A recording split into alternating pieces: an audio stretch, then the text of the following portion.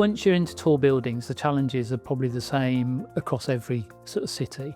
I think it's really important that we're not just putting these buildings up in isolation, that we consider how they land and integrate and allow people who aren't associated with the developments to kind of come in and use them.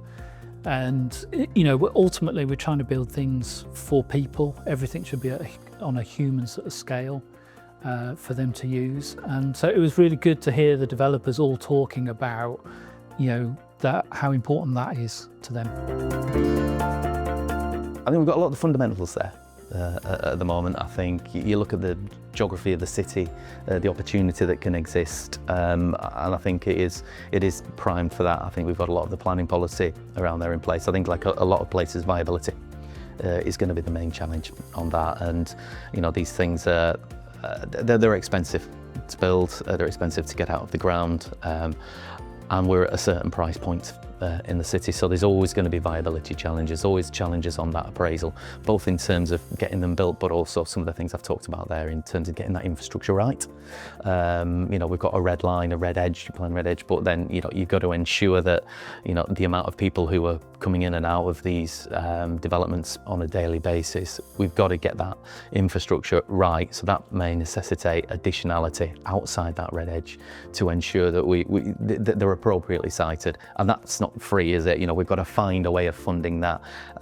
Putting that into a general development cycle, very difficult because that's over a short term. So how can we look and bring investment in on a different basis, maybe over a longer term, that looks at that infrastructural return? So I think for me, viability is probably the biggest challenge that we've got. I think Liverpool's a really interesting one because it has this background and history of culture. It's been a place that people come to for years. So it's already got this kind of background of people want to come here. How do we make sure that places that we're building now complement that, make it better, improve the city for everybody, not just people who come to visit. So we talked a lot about kind of bringing communities together, bringing communities from the city centre out into the kind of wider reaches of neighbourhoods to the north of the city, and that the kind of developments that are coming forward can be really key to improving those communities, widening community infrastructure, social infrastructure, and really improving the city as a whole. Well, I think one of the biggest challenges that Liverpool has is bringing proper employers into the city. So the idea of expanding and linking the central business district means that you need businesses there, and it would be great to get an office for a major international user to create employment, because we want, you know, it's a fantastic city, Liverpool, and it would easily retain graduates, but you've got to provide the jobs for them, not just bar jobs, you know.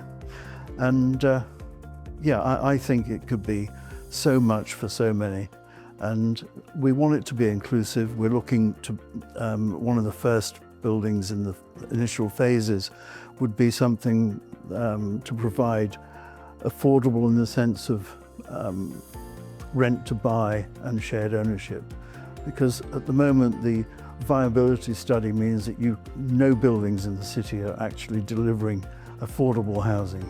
So this is one way of being inclusive and making the whole development inclusive.